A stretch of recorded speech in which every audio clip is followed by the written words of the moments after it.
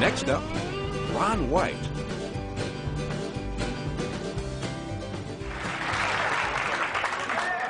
I'm not only the president of the Hair Club for Men,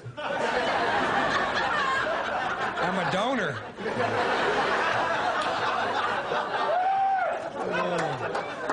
It's great to be in Los Angeles. I got here yesterday and went straight to the beach because you can learn things at the beach. I learned this today. If you see a girl in a bikini and you pick her up and hold her to your ear, you can hear her scream. Oh, man. I was in Vegas last week. First time ever in Vegas. It's kind of neat to see your name on the big signs for the first time. I turned the corner by the Riviera Hotel and looked up at the sign. There my name is in 2-foot letters, Ron White. And right above that in 3-foot letters, I'll never forget as long as I live, was prime rib dinner, $3.99.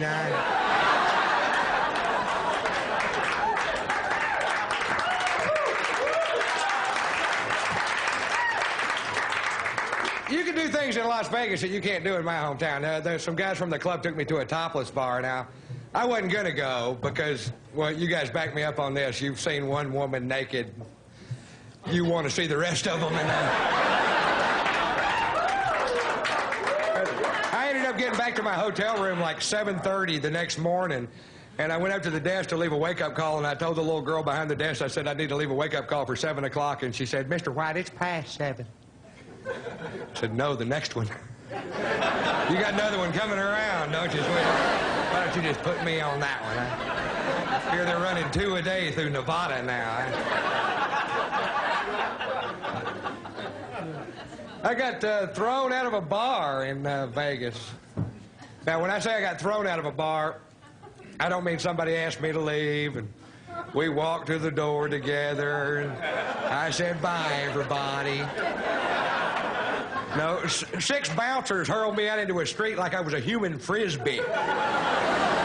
You know them big old bouncers that go home every night, watch Roadhouse, and touch themselves?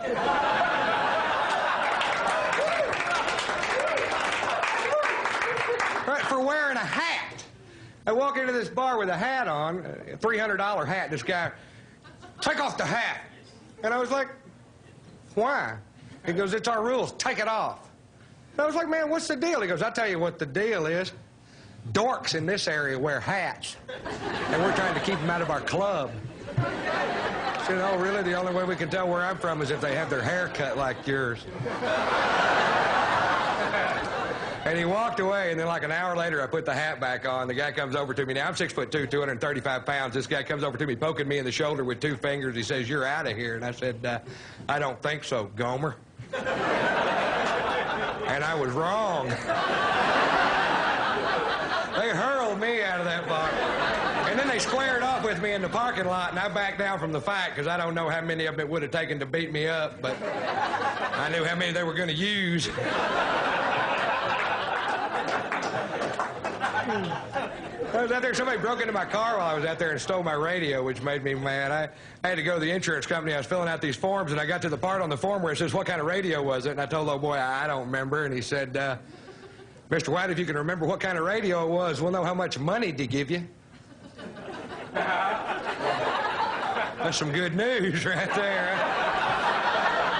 I thought of a real expensive sounding brand, and I wrote that down, and he knew I was lying. He said, Mr. White, I don't believe Rolex makes a radio.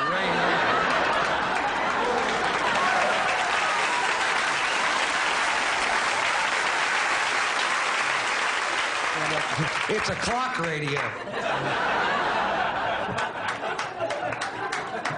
It's been a good year, been an eventful year. I became a father this year, and, oh, thanks.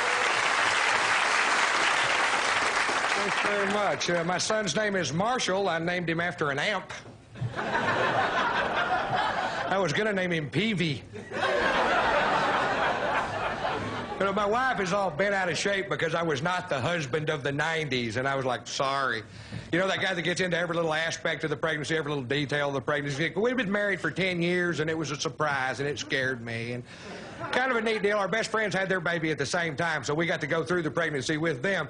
But they were doing everything to get pregnant, you know what I mean? They were going to the fertility clinics. They were reading all the books. They were having sex standing on their heads facing east.